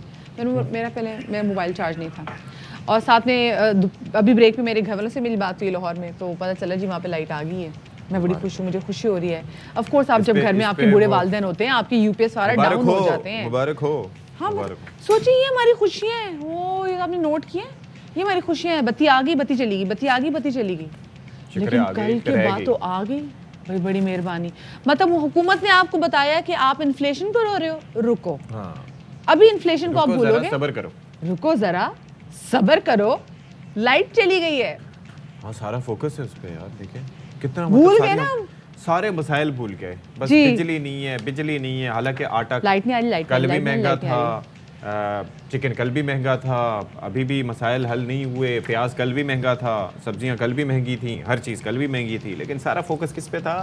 बिजली पे। बिजली पे देख लो तो बिजली फिर पे। चिल्लाकियां। अच्छा, वैसे मैंने हमेशा देखा आटे की प्राइस ना बहुत ज़्यादा बढ़ती है, स्पेसिफिकली मुस्लिम लीग नून का है। मैं एक बार ना काफ़ी ज़रा पुराने क्लिप्स इकट्ठे कर रही थी आटे के बहरान के हवाले से, मेरे कॉलेज की एक असाइनमेंट थी। तो ये मेरे ख्याल से 1990 समथिंग के जो पुराने कुछ अखबारों की इकट्ठे कर रही थी, इसमें लिखा हुआ था शेर आटा खा गया। अच्छा, वैसे एक चीज़ मैं आपको बताऊं, अभी आपको पता है स्मगलिंग भी इधर उधर से हो रही है, और जो मुख्तलिफ रास्ते हैं, अरे बंद क्यों नहीं करते भाई? अरे सुन तो लेना, अभी वहाँ पर अतराफ में खबरें मुख्तलिफ जगहों पे चल रही थी कि 22 रुपए किलो आटा ईरान से जो आके किसी तरीके से आ रहा है, और वो लोगों को वहाँ पर मैसर है। और वो जाहिर है कि किसी के नाक के नीचे से ही आ रहा है ना, लेकिन लोगों को चले उससे फ़ायदा हो रहा है। तो कुछ मैकेनिज्म ऐसा बनाना चाहिए कि जायज़ तरीके से भी ये चीज़ें आ सकें, और इतने उस पर टैक्स ना आयद किए जाएँ कि लोग परेशान हों, बल्कि वो उनके लिए अफोर्डेबल हो। कहाँ 150 रुपये का? कुछ स्पेकुलेशन ये भी हैं कि ये जो एकदम सिस्टम टर्न ऑफ किया गया था ना, फ्यूल सेविंग के लिए किया गया था। वल्लाह आलम, फ्यूल तो वैसे भी नहीं आ रहा है, एलसीज नहीं खुल रही, डॉलर खर्च करना नहीं चाह रहे, इंपोर्ट कैसे करेंगे? Top stories.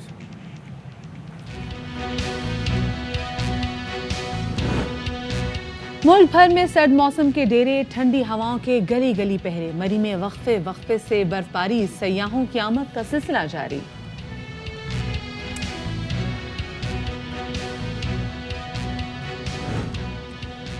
ठंडे मौसम में बीमारियां सरगर्म, नाक बंद, काम में इन्फेक्शन, हलक में दर्द और खारिश की शिकायत आम हैं। बड़े तो बड़े, बच्चे भी ज्यादा मुतासिर हैं।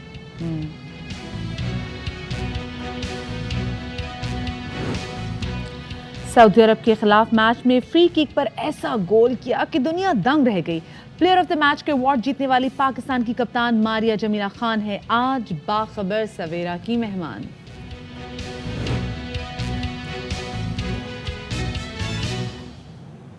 अच्छा जी, शहर कायद की बात करते हैं।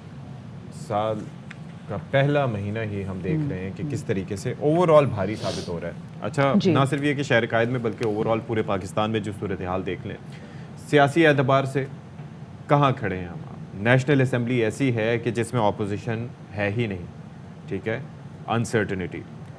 सूबाई असम्बली, पंजाब जो पाकिस्तान का आबादी के लिहाज से सबसे बड़ा सूबा है, वहाँ पर असम्बली तहलील हो चुकी है।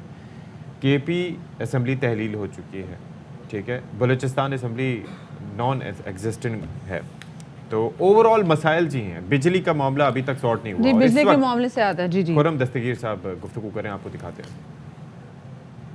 रहे सहे भी हमारे इलाके थे। तो मुल्क में ख़वातीन आज़ाद 1112 ग्रिड स्टेशन हैं, और हाँ जी मुकम्मल, वो 1112 के मुकम्मल तौर पर अब वो बहाल हैं, और कोई ग्रिड स्टेशन ऐसा नहीं है जो एनर्जाइज ना हुआ हो।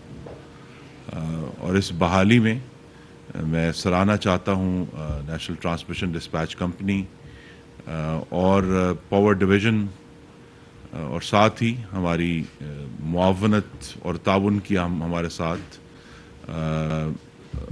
वज़ीर पानी ने और चेयरमैन वापडा ने, चूँकि इस सारे मामले में तरबेला पावर स्टेशन और मंगला और गाजी बरोथा का बड़ा अहम किरदार है, जिसमें मैं थोड़ी सी बात करूँगा। तो हमने कुछ जो हमें कल जो वसी ब्रेकडाउन हुआ, उसमें हमें कुछ बीच में एक रिलीफ था कि वारसक डैम चल रहा था, जिसकी वजह से पेशावर और इस्लामाबाद रीजन के कुछ इलाकों में तमाम वक्त बिजली मौजूद रही। इसी तरह सिंध में उच्च पावर स्टेशन चालू रहा, और वो उसकी वजह से जो सैलाब ज़दा इलाके हैं सिंध के, लाड़काना, नौशहरो, खैरपुर, नाथन शाह, मेहड़, वो पूरा इलाका जो है वो पूरा दिन वहाँ मुकम्मल तौर पर बिजली बहाल थी, और किसी वक्त भी वहाँ तातुल नहीं आया। और उसी को हमने इस्तेमाल किया। बलूचिस्तान के जो मशरकी इलाके हैं जो सैलाब ज़दा हैं, उनको भी बिजली देने के लिए। तो वहाँ पूरा दिन जो सिंध और बलूचिस्तान के सैलाबज़दा इलाके थे वहाँ बिजली मौजूद रही। हमें कुछ चैलेंज आया जो कि एक टेक्निकल चैलेंज है कल सुबह जब 7:30 बजे कि हमारे जो शमाल और जनूब की जो ट्रांसमिशन लाइन है उसमें एक वोल्टेज स्विंग आया, एक उतार चढ़ाव हुआ वोल्टेज का, जिसकी वजह अभी तक हमें मखसूस तौर पर मालूम नहीं हो सकी। कहते कहते वजीर तवानाई की ये प्रेस कॉन्फ्रेंस जारी थी, एकदम बत्ती गुल हो गई वहाँ पे और एकदम से मेरे ख्याल से फिर से क्या हुआ? हाँ, देखिए जो कल अच्छा जी, अभी कनेक्ट करने की कोशिश करें। मीनवाइल वजीर तवानाई जो कि वफाकी वजीर बराए तवानाई इंजीनियर खुर्रम दस्तगीर साहब आ रहे थे कि किस तरीके से बिजली बहाल कर दी गई है और प्रेस कॉन्फ्रेंस कर रहे थे और कह रहे थे कि ओवरऑल क्या तलब थी, क्या रसद थी और किस वजह से ये हुआ। अभी वो बता ही रहे थे कि एक स्विंग आई और किस तरीके से मामलात ख़राब हुए। अब दोबारा बहाली की बात करें वो कि पावर प्लांट्स को दोबारा चलाने के लिए भी उन्हें बैरूनी तौर पर बिजली की ज़रूरत पड़ती है। तो उसके लिए हमारा जो इन्हिसार है वो तरबेला के ऊपर है। तरबेला में वो जो कि पन बिजली का प्लांट है, तो लिहाजा वहाँ वो कैपेबिलिटी है कि वो तरबेला को दोबारा चलाकर फिर बाकी पावर प्लांट्स को थोड़ी थोड़ी बिजली फराहम की जाती है, जिसके ज़रिए वो फिर अपना सिस्टम ऑन कर लेते हैं। तो उसमें कुछ तातुल आया। एक टेक्निकल चैलेंज हमें दरपेश हुआ तरबेला और मंगला के दरमियान। जो सिंक्रोनाइजेशन है, यानी आपने बिजली के जो निज़ाम है उसको हम गाम करना है, हम कदम करना है, सिंक्रोनाइज करना है। उस सिंक्रोनाइजेशन में कुछ ताख़ीर हुई, लेकिन अल्लाह ताला के करम से और पावर डिवीज़न और वाटर डिवीज़न और वापडा के ताउन की वजह से फिर ये दोपहर में हमने उसको अचीव किया सिंक्रोनाइजेशन को। तरबेला और मंगला और गाजी बरोथा की जो सिंक्रोनाइजेशन थी, जिसकी वजह से फिर आहिस्ता आहिस्ता बतदरीज पूरे मुल्क में सिस्टम ऑन होना शुरू हुआ। जिस तरह मैंने कहा कि पेस्को और IESCO तो सुबह के वक्त ही उसमें कुछ जुज़वी तौर पर बहाली हो गई थी। सखर में भी उच्च पावर की वजह से बिजली मौजूद थी। उसके बाद फिर वक्त के साथ साथ पहले मुल्तान को कुछ 12:30 बजे उनको कुछ बिजली दी गई, फिर हैदराबाद को 4:30 बजे और फिर आहिस्ता आहिस्ता इस्लामाबाद को, लाहौर को, गुजरांवाला जो पावर कंपनी है और फैसलाबाद को। तो आज सुबह 5:15 पर मुकम्मल तौर पर पाकिस्तान का निज़ाम जो है वो बहाल हो चुका है। अब उसमें सिर्फ जो 2 दिन का मज़ीद एक पीरियड है जिसमें जो हमारे जौहरी प्लांट हैं कराची में और चश्मा में, उन्हें 48 से 72 घंटे चाहिए दोबारा शुरू होने के लिए। तो वो उसका अमल इस वक्त उसका आगाज़ कर दिया गया। इसी तरह हमारे जो कोयले के प्लांट्स हैं उन्हें भी तकरीबन 48 घंटे दरकार होते हैं। कोयले के 2 प्लांट जो हैं उनका एक यूनिट जो है साहिवाल का भी और एंग्रो थर कोल का भी, वो इस वक्त सिंक्रोनाइज हो चुका है और बहुत जल्द बिजली बनाने का आगाज़ कर देगा, जिसकी वजह से अभी अगले जो 48 घंटे हैं उनमें मुल्क में बिजली की कुछ कमी रहेगी, क्योंकि ये प्लांट्स अवेलेबल नहीं हैं। तो महदूद पैमाने पर लोड शेडिंग होगी, जिससे सनती सारफीन मुस्तस्ना है। इंडस्ट्री को जिस तरह हमारी पॉलिसी है कि मुकम्मल तौर पे बिजली दी जाएगी ताकि पाकिस्तानियों का रोज़गार और कारोबार मुतासर ना हो।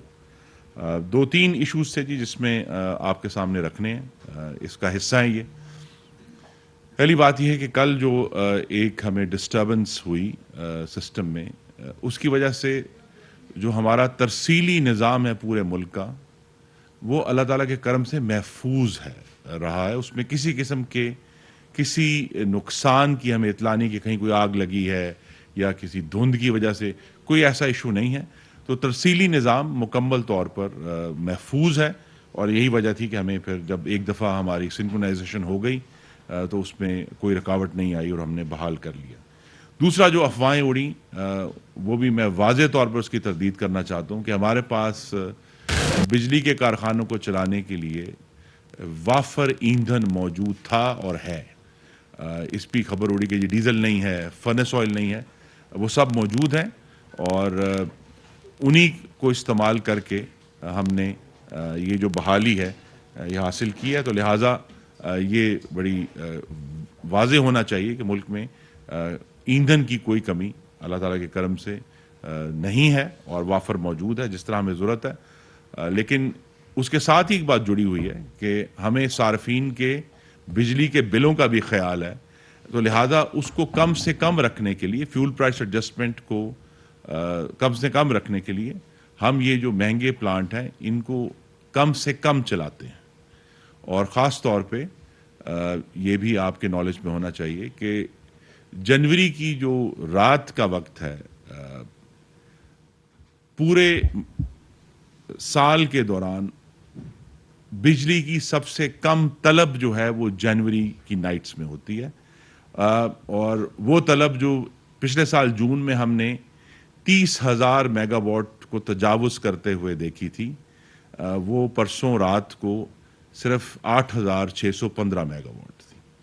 तो लिहाजा ये जो बहुत बड़ा फ़र्क है 8,500 और 30,000 में, वो सिस्टम को जब हम रैंप डाउन करते हैं तो ज़ाहिर है बहुत सारे प्लांट्स जो हैं उनको हम नहीं चलाते। तो ये एक पॉलिसी और जितनी ज़रूरत है उसके मुताबिक चलाया जाता है।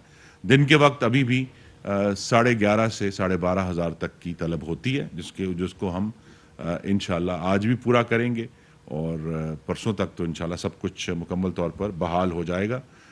तो ये एक आपके सामने स्नैपशॉट है। वज़ीर आज़म ने एक 3 रुकनी कल इंक्वायरी टीम बनाई है जिसकी सरबराही वज़ीर मुमलिकत पेट्रोलियम डॉक्टर मुसद्दिक मलिक कर रहे हैं।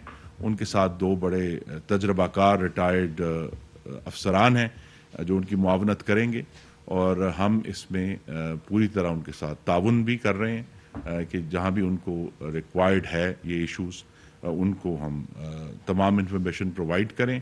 हमें ये भी कुछ एक खदशा है जिसको हमने अभी रूल आउट करना है अपनी तफ्तीश के ज़रिए कि क्या कहीं हमारे सिस्टम में कोई बैरूनी मुदाखलत तो नहीं हुई इंटरनेट कंप्यूटर के ज़रिए, जो हैकिंग जिसको कहा जाता है। उसको भी अगरचे उसकी जो पॉसिबिलिटी है, उसके जो मुमकिनात हैं वो कम हैं बहुत, लेकिन बहरहाल चूँकि पिछले दिनों में ऐसे कुछ वाक़यात हुए हैं जिनकी वजह से हमें इस पॉसिबिलिटी को भी रूल आउट करना है। मेनली एक टेक्निकल इशू था जिसकी वजह से पूरे मुल्क में एक वसी ब्रेकडाउन हुआ। अब उसको बहाल कर दिया गया है और आने वाले चंद घंटों में हम देखेंगे कि वो मुकम्मल तौर पर उसकी बहाली हो जाएगी। ये जो कल का ब्रेकडाउन है और उससे पहले की भी हमें बहुत सारे जो मामलात हैं इनका बराह रास्त ताल्लुक़ है कि 2018 से 22 के दौरान मुल्क का जो पावर का निज़ाम है, जनरेशन का भी और तरसील का भी,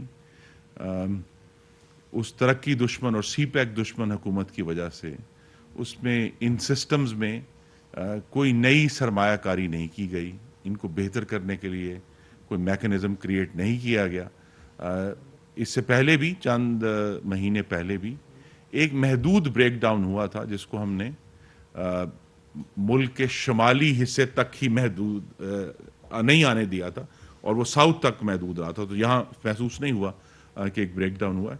उसकी भी ये वजह थी कि कराची में एक बहुत ही हसास जो हमारे प्लांट्स हैं उनमें जब तफ्तीश करवाई गई तो ये पता चला कि पुराने कंडक्टर लगा दिए गए थे 2019 में, जो कि 20 साल पुराने थे और खस्ता हाल थे। और वो जब एक ऐसा मौका आया तो वो ब्रेकडाउन, ये सिर्फ एक मिसाल है। तो हमें रोज़ाना ऐसे इशूज़ का सामना है। तो लिहाजा हम कोशिश यही कर रहे हैं कि ना सिर्फ जो बिजली की जनरेशन है जिसमें ज़्यादा इंटरेस्ट पाया जाता है मीडिया का भी और आवाम का भी, लेकिन जो तरसील का निज़ाम है वो भी इतना अहम है। हमने इससे कल के वाक़े से बहुत सबक भी सीखे हैं जो कि आज कुछ वक्त के बाद मैं वज़ीर आज़म को बराह रास्त रिपोर्ट करूँगा।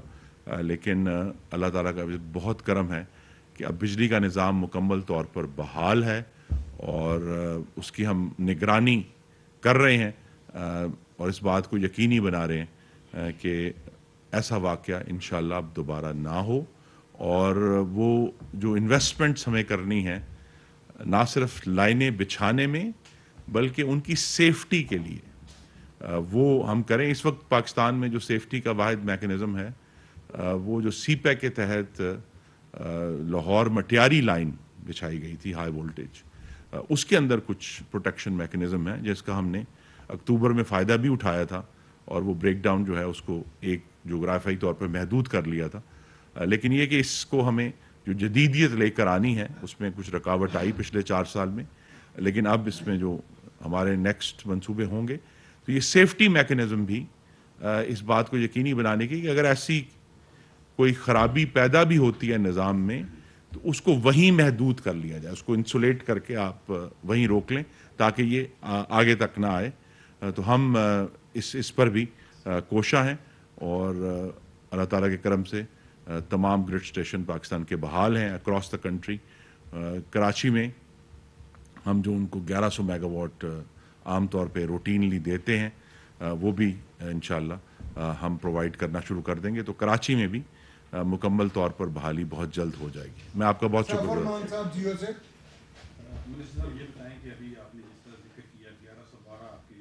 ग्रिड स्टेशन हैं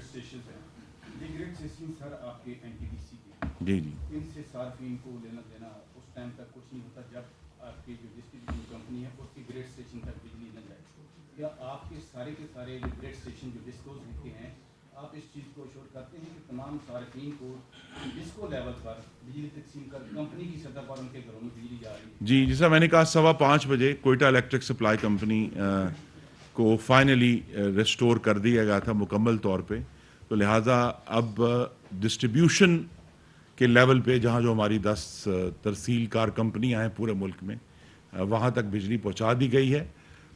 इसमें सिर्फ एक नोट ऑफ कॉशन ये है कि जो रूटीन की लोड शेडिंग है वो जारी है, वो तो जाहिर है उसमें कमी और ख़त्म नहीं होगी। तो लिहाजा अब अगर कोई सार्फिन को बिजली में तातुल फील होता है तो वो लोड शेडिंग है, वो इस ब्रेक डाउन की वजह नहीं। रहीम साहब न्यूज़ 1 से ये बताइएगा कि आपके छोटे से दौर के अंदर 2 ब्रेक डाउन हो चुके हैं, किसी तहजीब याफ्ता माशरे में होता तो अभी तक मिनिस्टर रिजाइन कर जाता। आपसे पिछली दफ़ा भी यही सवाल हुआ था तो आपने कहा था मेरे मुआवजे के लिए पार्लियामेंट मौजूद है उसमें जाएं। अब भी यही सवाल मैं आपसे करूँगा कि क्या आप रिजाइन देंगे या फिर पार्लियामेंट की तरफ ही हमें आप कहेंगे कि जी देखिए, मुआवजा तो उनका होना चाहिए और इंशाल्लाह हम करेंगे जिन्होंने 4 साल इस सेक्टर पर मुजरिमाना गफलत की, उनका मुआवजा करना है हमने। जिन्होंने इन्वेस्ट नहीं किया, हम उनको एक इंफ्रास्ट्रक्चर देकर गए थे लाहौर मटियारी लाइन का, बड़ी बड़ी ट्रांसमिशन लाइंस का, उन्होंने या तो वो प्रोजेक्ट लगाने से इनकार कर दिया, जो कि अब आकर आप अगर ख़बरों पर नज़र दौड़ाएंगे तो पिछले 3 महीनों में मुल्क के चारों कोनों में जाकर मैंने नई ट्रांसमिशन लाइंस और नए ग्रिड स्टेशंस की बुनियाद रखी है। ये ज़रूरी इसलिए है, 4 साल का तातुल इसलिए बर्दाश्त नहीं किया जा सकता क्योंकि मुल्क की तवानाई की जो तलब है वो मुस्तकिल बढ़ रही है। आपने वक्त के साथ साथ जनरेशन में भी इजाफा करना है, ट्रांसमिशन में भी इजाफा करना है। तो अगर आप 4 साल रोक देंगे सारा काम और पीछे से तलब बढ़ रही है, और जैसे ही तलब जो है दोबारा ऑनलाइन आई है, एक ये भी वजह है कि 2 साल कोविड की वजह से जो बिजली की तलब थी वो छुपी रही, दबी रही।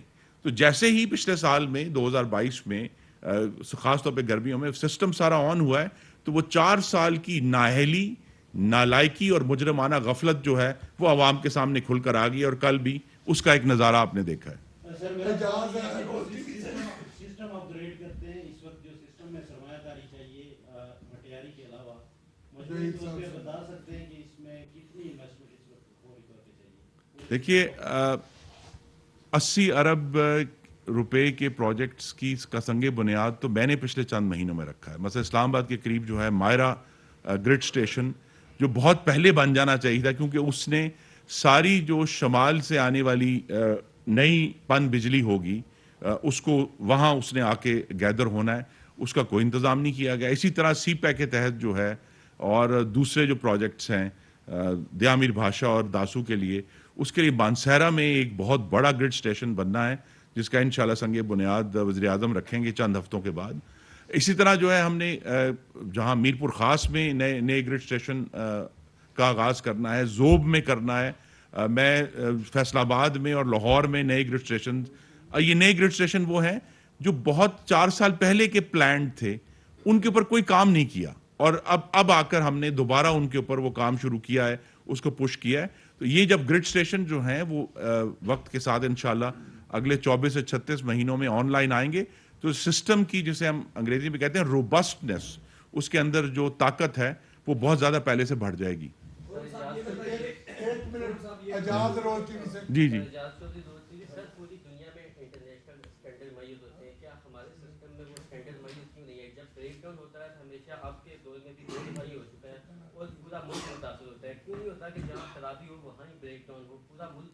जी, यही मैंने अर्ज किया है कि ये इसके लिए जो इंसुलेशन मैकेनिज्म है, जो प्रोटेक्टिव रिलेज हैं, वो सिर्फ लाहौर मटियारी लाइन में मौजूद हैं, बाकियों में हमें इन्वेस्टमेंट करनी है।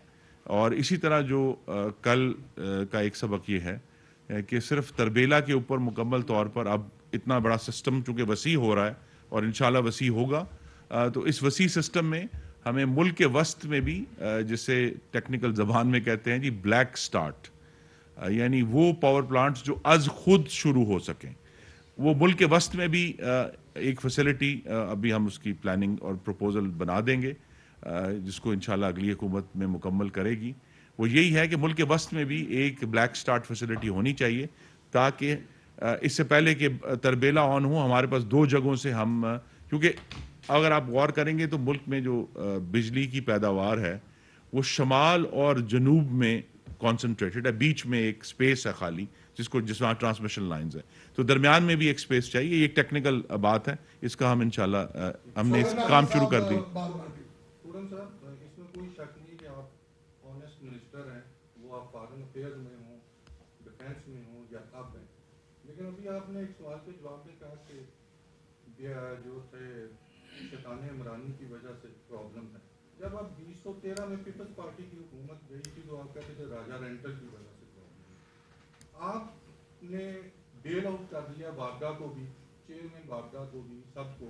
हालांकि ये चेयरमैन बारगा वो हैं when he was core commander Karachi, तो इन पे 300 बिलियन रुपीस की करप्शन का इल्जाम था। और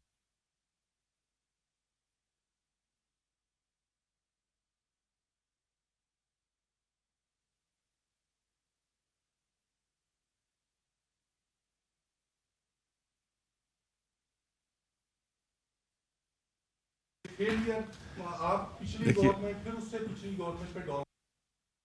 देखिए, पहली बात तो यह है कि मेरा काम किसी को भी अखलाकी सर्टिफिकेट बांटना नहीं है। मैंने आपसे सिर्फ अपना कल का तजर्बा जो है वो शेयर किया है कि हमें जब तरबेला और मंगला और गाजी बरोथा से जिस किस्म की कोऑर्डिनेशन चाहिए थी, उसको फराहम करने में चेयरमैन वापडा ने अपना किरदार अदा किया। तो लिहाजा चूँकि वो एक हम पूरी कोशिश ये कर रहे थे कि कम से कम वक्त में आवाम को जो तकलीफ़ हुई है उसको दूर करें, तो लिहाजा उसमें उन्होंने मैं किरदार अदा किया। तो मैं किसी को अखलाकी सर्टिफिकेट नहीं दे रहा। अगर कोई पुराने इश्यूज़ हैं वो कायम हैं और उन पर इन्वेस्टिगेशन होनी चाहिए। देखिए, अभी तक हमने ये देखा है, और ये आपसे भी मेरी इस्तदा है कि आप हकाइक पर इसको जज करें खुद भी, कि पाकिस्तान का जो इंफ्रास्ट्रक्चर है उसको बनाने में और लगाने में मोहम्मद नवाज शरीफ का सबसे बड़ा किरदार है। वो चाहे बिजली है, वो चाहे सड़कें हैं, वो चाहे बंदरगाहें हैं, वो चाहे हमारा डिफेंस का निज़ाम है, हर चीज़ में जो इन्वेस्टमेंट हुई है पाकिस्तान में इंफ्रास्ट्रक्चर में, वो मुस्लिम लीग नून के दौर में, ख़ास तौर पे 2013 से 18 के दौरान एक बहुत बड़ा हमने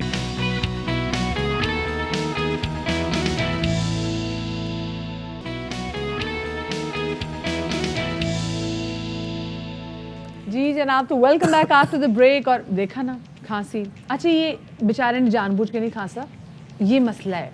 मेरे भी गले को कुछ हो रहा है तो मुझे लगा मुझे खांसी आएगी, बट मैंने ज़रा उसको थोड़ा सा ठीक कर लिया कि नहीं मुझे भी खांसी नहीं करनी। नाक भी सूट मुसलसल लगा हुआ था, मैंने भी टिश्यू भी अपने अंदर रखा हुआ है। किसी मुझे और इनको खांसी का मसला नहीं, इस वक्त जाड़े की वजह से तमाम तो लोगों को नज़ला जुकाम खांसी का प्रॉब्लम है। व्हाट डज जाड़ा मीन? सर्दियाँ, जो मर्जी कहो, जाड़ा ना कहो इन्हों। जाड़ा आया फिर जाड़े आया धूम मचाता, धूम क्या होता है? मच रही है कराची में, तो नहीं मच रही। धूम है ना, हमारी और क्या धूम हो सकती है? यहाँ पे फायरवर्क्स होने लग जाए, यही होता है हमें बीमारियां मिलती हैं।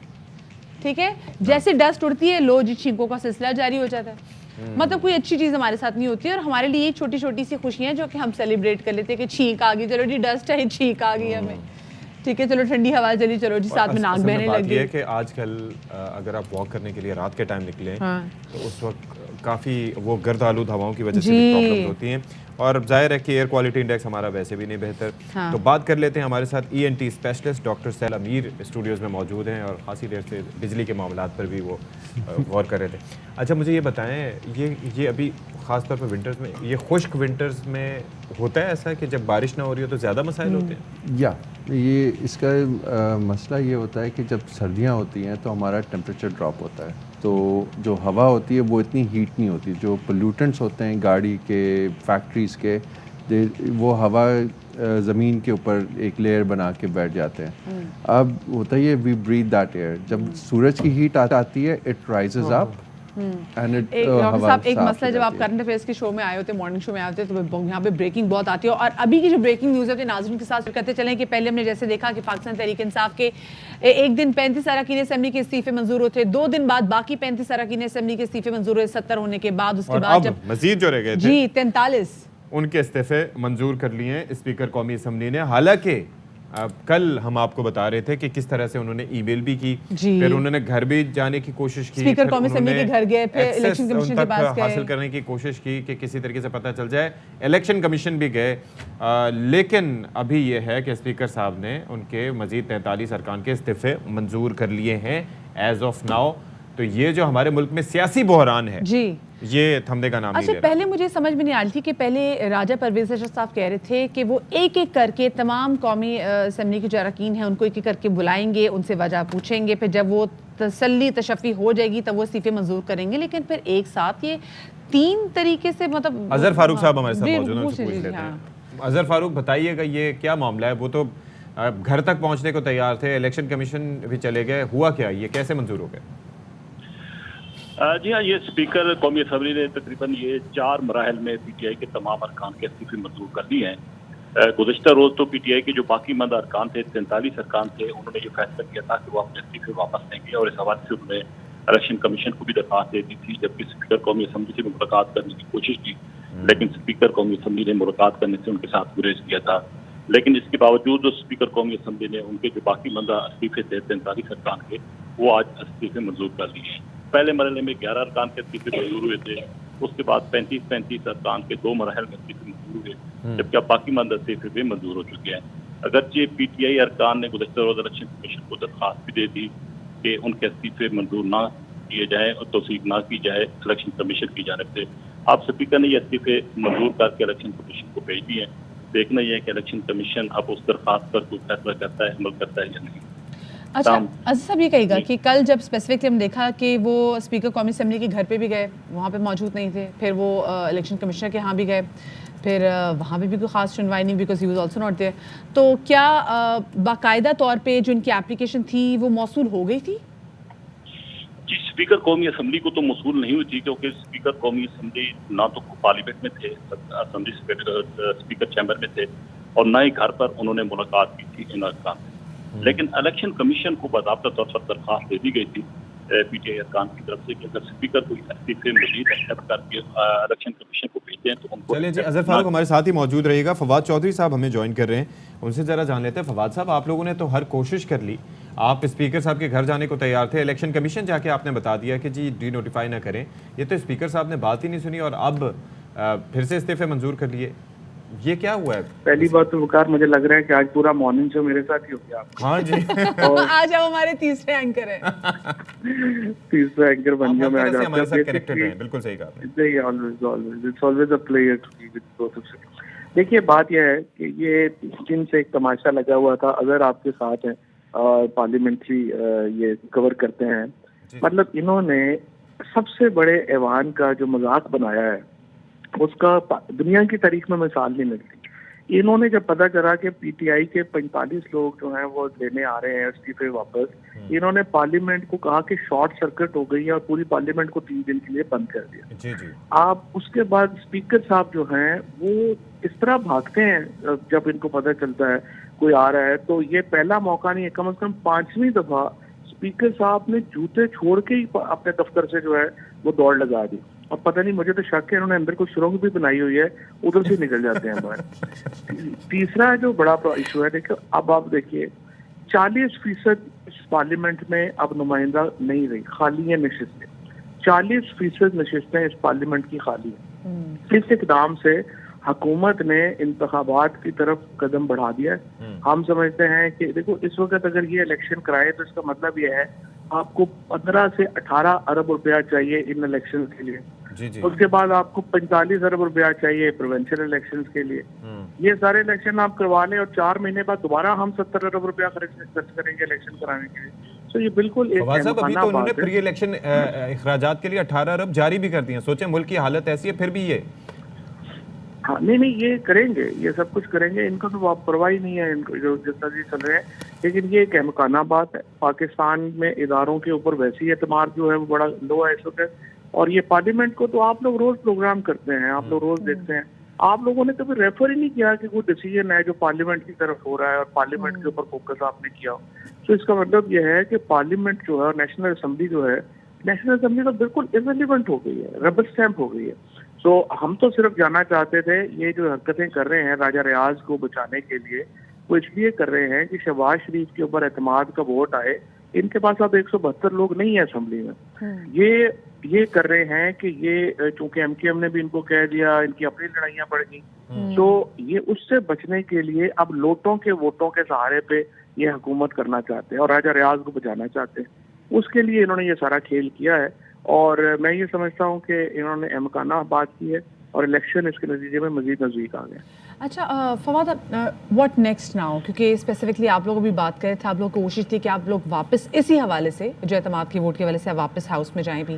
फिर दूसरी जानिब आज से आप वैसे भी मुल्क गिरे एहतजाज का आप लोगों ने ऐलान भी किया हुआ है और आप जो निगरान वज़ीर आला की तकरीर हुई है पंजाब में उस हवाले से भी आप आवाज़ बुलंद करने जा रहे हैं। सो अब कलेक्टिवली आप लोग क्या करेंगे, क्योंकि एक तरीके से देखा जाए सुबह आपके 33 अरकान कौमी असेंबली के इस्तीफे मंजूर हो गए और शाम से आप लोग एहतजाज शुरू करने जा रहे हैं। नहीं, एहतजाज तो हमारा एहतजाज जो है वो कोई गिराव जलाओ का एहतजाज तो होता नहीं, और नेशनल पार्टी इतनी बड़ी है, हमें अपनी जो है वो गिराव जलाओ की तरफ जाना भी नहीं चाहिए, क्योंकि मुल्क के हालात ऑलरेडी इतने खराब हैं कि उसमें हमें ये वो ऐड ही नहीं करना, मुकम्मल नहीं करना चाहिए। हम अपनी आईनी जदोजहद ही जारी रखेंगे, इदारों में भी जो है वो चले, आपने इन्हीं के साथ चलना होता है, उसी में यहाँ आइन के अंदर ही रह के आपने अपनी जदोजहद करनी है। हम दोबारा जो है वो देख लेंगे। सब असल बात तो ये है, लोगों को तो एक्सपोजर हो रहा है ना, आप लोगों को तो पता चल रहा है ना मुल्क में क्या ड्रामा चल रहा है और क्या हो रहा है लोगों का, और जो इस इकोनॉमिक सिचुएशन के साथ, इस बदएतमादी के साथ आप कितनी देर और चल लेंगे। अच्छा फवाद साहब, लेकिन एक चीज़ बताएं, आपने आते साथ ये बात की कि अब उन्होंने प्रैक्टिकली असेंबली जो है वो खाली हो गई है, 40% से ज़्यादा लोग चले गए हैं उसमें से, लेकिन क्या आप इस फैसले को एक्सेप्ट कर रहे हैं ये कहते हुए, या फिर अभी इस पर कोई कानूनी जंग लड़ेंगे? क्योंकि इलेक्शन कमीशन को तो आपने खुद ही लिख के दिया था, क्या उसकी कोई अफादियत होगी जो आपने उनको लिखा था इलेक्शन कमीशन? मेरा ख्याल है कोई इतनी अहमियत कोई नहीं है। इलेक्शन कमीशन बेचारा जो है वो तो एक कठपुतली है, उसने आपने देख लिया जितने उन्होंने फैसले किए हैं, कौन सा इलेक्शन कमीशन जो है उसमें और टीवी में कोई फर्क ही नहीं रह गया। उनको लिखा लगाया फैसला आता है वो पढ़ देते हैं, जैसे टीवी के पास खबर आती है, टीवी का काम है खबर पहुंचाना। इन बेचारों को लेटर पीछे से फोन आता है, लिखा हुआ फैसला आता है, वो ये पढ़ देते हैं। बाकी इनकी कौन सी कोई हैसियत औकात रह गई है, इदारा तो इन्होंने खत्म कर दिया है प्रैक्टिकली। सो इलेक्शन कमीशन मेरे ख्याल में जो इस वक्त मुल्क का जो बहरान है वो इलेक्शनों के अलावा तो हल नहीं होना। इस फैसले से इलेक्शनों के हम मजीद अल्टीमेट सोल्यूशन यही है कि आवाम के पास दोबारा जाया जाए और वो उसी सूरत में मुमकिन है हम असेंबली खाली हो गई। जी बिल्कुल। हम फवाद चौधरी साहब हमारे साथ मौजूद थे। अब बैरिस्टर तैमूर मलिक साहब माहिर कानून हमारे साथ मौजूद है, उनसे ज़रा जान लेते हैं कि ये वाक़तन क्या ऐसे हो गया या फिर एक दफ़ा इस्तीफ़ा दे दिया जाए तो वो तो लिखा होता है उसके अंदर, कॉन्स्टिट्यूशन भी कहता है कि अगर वो उस पर एक तहकीक हो जाती है तो उसके बाद होना चाहिए इस्तीफ़ा कबूल। तैमूर मलिक साहब, स्टेटस क्या है? हो गए इस्तीफ़े मंजूर या अभी कुछ हो सकता है? या जिस तरह से तहरीक इंसाफ के मेंबर्स गए थे उनके पास, इलेक्शन कमीशन के पास भी, वहाँ पर भी लिख के दे के आए कि हमें नहीं देना इस्तीफ़ा, हमें जाना है वापस असम्बली, तो इस वक्त क्या हुआ, क्या है ये? देखें, इसको इस तनाज़ुर में देखना चाहिए कि पहले इन्होंने कुछ इस्तीफे एक्सेप्ट किए हैं, एक दफ़ा, फिर दोबारा एक्सेप्ट किए हैं, और जहाँ तक हुकूमत की या स्पीकर की और इलेक्शन कमीशन की बात है, वो ये कहते रहे हैं कि जी हमें नहीं पता कि किसने इंडिविजुअली इस्तीफा दिया है और किसने पार्टी की तरफ से एक लेटर के तहत दिया है। सो जो वो चीज़ें कहते रहे हैं तो उसके तो जो बिल्कुल बरखिलाफ आप चल रहे हैं। ये नहीं हो सकता कि अगर सबने इस्तीफे इकट्ठे दिए हों, उनमें से आप कुछ के एक्सेप्ट कर लें और कुछ के ना करें। सो एक फैसला मौजूद है जहाँ पे एक रुकन या चंद रुकन ने जाके कोर्ट में कहा था कि जी हमने इस्तीफा नहीं किया, और उनका फिर इस्तीफा एक्सेप्ट नहीं किया गया। सो यहाँ तक जो इन अरकान की बात है, इन्होंने तो पब्लिकली सोशल मीडिया पे, टीवी चैनल्स पे कहा है कि हम ये इस्तीफे अब नहीं एक्सेप्ट कराना चाहते बिकॉज हम पार्लियामान में आना चाहते हैं और पार्टी की तरफ से लीडर ऑफ ऑपोजिशन इलेक्ट करा के हम केयर टेकर सेटअप के प्रोसेस का हिस्सा बनना चाहेंगे। सो ये तो एक मेलेफाइडे पे बेस्ड है ये फैसला। तो मेरे ख्याल में तो ये चैलेंज होगा, लेकिन अवाम के साथ चैलेंज कहाँ होगा? देखें, इसको कोर्ट में किया जा सकता है बिकॉज जब तक इस्तीफा एक्सेप्ट नहीं हुआ, और कोई वजह नहीं है कि पिछले साल के दिए हुए इस्तीफे अब इस तरीके से एक्सेप्ट किए जाएं। सो ये बिल्कुल कोर्ट जा सकते हैं अगर जाना चाहें। वैसे तो अब ये भी हो सकता है, ये तो पाकिस्तान तहरीक इंसाफ डिसाइड करेगी कि क्योंकि अगर इनिशियल मकसद यही था कि सारे इस्तीफे मंजूर कर लिए जाएं, तो हो सकता है पार्टी सियासी तौर पे ये फैसला करे कि अब इसको मजीद कानूनी यहाँ पे ना हमें कुछ क्लैरिटी नजर नहीं आई। हमें ना हुकूमत की जानिब से क्लैरिटी नजर आई, ना हमने देखा कि हमें तहरीक इंसाफ की जानिब से क्लैरिटी नजर आई। उन्होंने कहा जी, फ्लोर पे आके कह दिया कि जी हम इस्तीफे दे रहे हैं, उन्होंने ट्वीट्स भी कर दी। फिर उसके बाद 10 महीने के बाद उन्होंने जाके कहा कि अब हम वापस हाउस में जाना चाहते हैं। दूसरी जानिब हुकूमत कह रही थी, राजा परवेज अशरफ साहब कह रहे थे कि जी मैं एक एक करके हर एक को बुलाऊंगा, तसल्ली और तशफ़ी जब होगी तो तब इस्तीफे मंजूर करूंगा। मतलब समझ में नहीं आ रहा कि कौन क्या कहना चाह रहा है, और वो हो गया जो कि एक तरीके से नहीं होना चाहिए था। बड़ा बुहरान पैदा हो गया ये तो। हाँ, लेकिन साथ साथ मैं ये कहूँगा, एक स्पीकर ईवान का निगरान होता है और इलेक्शन कमीशन ऑफ पाकिस्तान एक गैर जानिबदार इदारा होना चाहिए। बिल्कुल। तो बात तो ये है कि अवाम के सामने है कि अगर इस्तीफे मंजूर करने थे तो वो सारे एक ही टाइम पे, एक ही लेटर के थ्रू और पार्लियामान में खड़े होके अगर पार्टी के लीडर ने कह के दिए तो सबको इकट्ठे एक्सेप्ट करना चाहिए था। अब वो जिस तरह सारा चला है मामला, वो कानूनी या मॉरली तरीके से बिल्कुल भी सही नहीं है। और आगे देखें इसमें क्या होता है। चलें, ठीक है, बहुत शुक्रिया। बैरिस्टर तैमूर मलिक हमारे साथ मौजूद थे। हमारे कानून बहरहाल इस्तीफे मंजूर हो गए और ये इस्तीफे, ये ज़ाहिर है कि स्पीकर की सवाबदीद पे है। अब कहाँ फैसला चैलेंज करते हैं या नहीं करते, बाज़ार ये लगता है कि नहीं करेंगे, लेकिन लेट्स सी व्हाट हैपेंस। चलें जी, अपना ख्याल रखिएगा। शाद रहिए, आबाद रहिए, जीते रहिए। अल्लाह हाफिज़। अल्लाह हाफिज़।